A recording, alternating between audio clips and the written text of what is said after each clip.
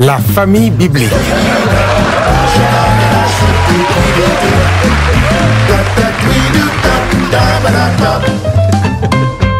Je vais vous parler ici d'une famille que j'ai nommée la famille biblique. Dans cette famille, tellement spirituelle, tout ne se fait que par des versets bibliques. Les dialogues, les causeries, les commissions, tout se fait que par les versets bibliques. Un matin, la maman se pointe devant la porte de son fils et pour lui demander de sortir, elle dit: « Mon fils, réveille-toi d'entre les morts et Christ t'éclairera. » L'enfant se tourne et retourne sur son lit et dit: « Femme, qu'y a-t-il entre toi et moi?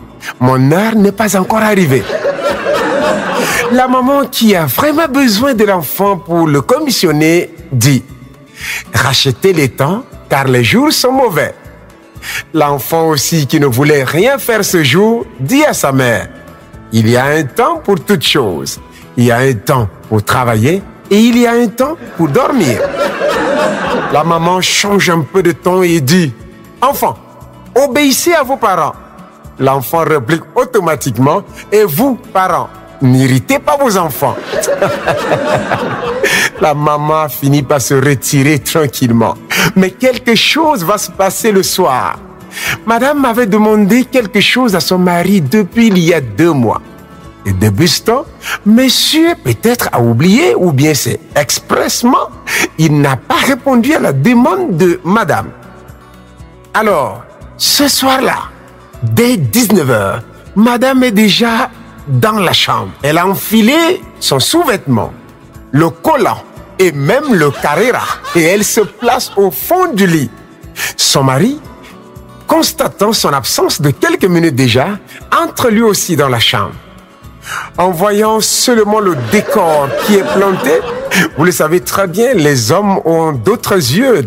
Lorsqu'ils regardent, ils peuvent déjà imaginer ce qui pouvait arriver après. Et là, très rapidement, monsieur a compris qu'il y a un danger. Alors, il commence à faire sa prière à haute voix en disant ceci. Il se déplace partout dans la chambre et dit: « Oh Dieu, je te loue et je te célèbre pour la femme merveilleuse que tu m'as donnée. Une femme soumise, une femme obéissante. Avant que je ne finisse de lui demander quelque chose, elle me donne déjà. Oh, merci infiniment parce que même ce soir encore, quel que soit ce que je vais demander, elle restera la même et obéissante. Gloire à toi, mon Dieu. » Et il dit un grand Amen à haute voix. Mais madame ne bouge pas. Alors monsieur se rend compte que le match est serré. Qu'est-ce qu'il fait? Il vient prendre sa place au lit. Et dès qu'il s'assoit, avec un peu de force, il fait un peu de bruit, la femme tire la couverture sur elle et se serre encore davantage au mur. Monsieur s'étire un peu, s'allonge et commence à parler doucement. Demandez et l'on vous donnera. Et là, il y a silence de mort. Alors il continue. Cherchez et vous trouverez. Et en disant cela, il envoie sa main pour toucher sa femme, mais la femme est encore allée plus au mur. Alors à la fin, il va dire: frappez et l'on vous ouvrira.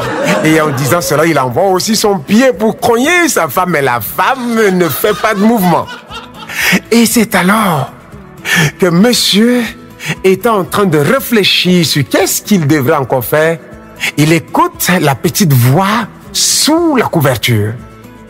Non, la main de l'Éternel n'est pas trop courte pour sauver, ni son oreille trop dure pour entendre. Mais ce sont vos crimes qui mettent une séparation entre vous et votre Dieu. Ce sont vos péchés qui vous cachent sa face et l'empêchent de vous écouter. Le monsieur, avec une voix triste et de supplication, dit: « Seigneur, fais-moi voir ta gloire. » La femme sourit et dit: « L'entrée de la ville de Jéricho est fermée et barricadée. » Vous savez, l'homme reste l'homme. Alors là, promptement, il se lève, il se met sur ses deux pieds et il commence à dire, tout lieu que foulera les plantes de votre pied, je vous donne en possession. Et il commence à chanter, les murs de Jéricho vont tomber, les murs de Jéricho vont tomber. Après la chanson, avec une démonstration de possession et d'occupation de terrain, il était un peu essoufflé, alors il s'assoit tête baissée.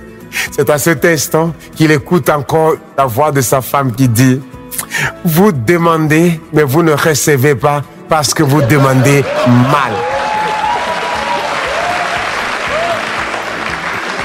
Le monsieur se tourne et, comme pour dire que ce n'est pas terminé, dit, la foi est une ferme assurance des choses qu'on espère et une démonstration de celles qu'on ne voit pas. La femme pousse un petit rire moqueur et dit la foi sans les œuvres est une foi morte. Le monsieur s'est rendu compte que sa femme s'est très bien préparée, alors il se console en disant toute chose concourt pour le bien de ceux qui aiment Dieu. Cette fois-là, la femme se retourne et en touchant son mari, elle dit, c'est dans le calme et le silence que sera votre force. Le lendemain matin, au réveil, monsieur dit ceci à sa femme, c'est ici la journée que l'Éternel a faite, qu'elle soit pour nous un sujet d'allégresse et de joie. Alors, comme pour rappeler son mari de sa demande, madame dit que chacun de vous, au lieu de considérer ses propres intérêts, considère aussi ceux des autres. Alors, monsieur qui a compris la leçon, non seulement il est allé chercher ce que sa femme a demandé, mais il a ajouté plein de cadeaux.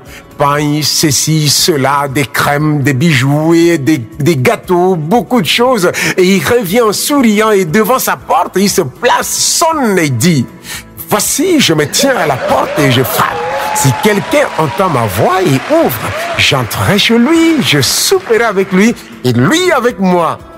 Alors, madame qui guette par la fenêtre et qui avait déjà vu son mari avec plein de cadeaux et des paquets entre ses mains, sort et en souriant, elle embrasse son mari et dit, c'est bien, bon et fidèle serviteur.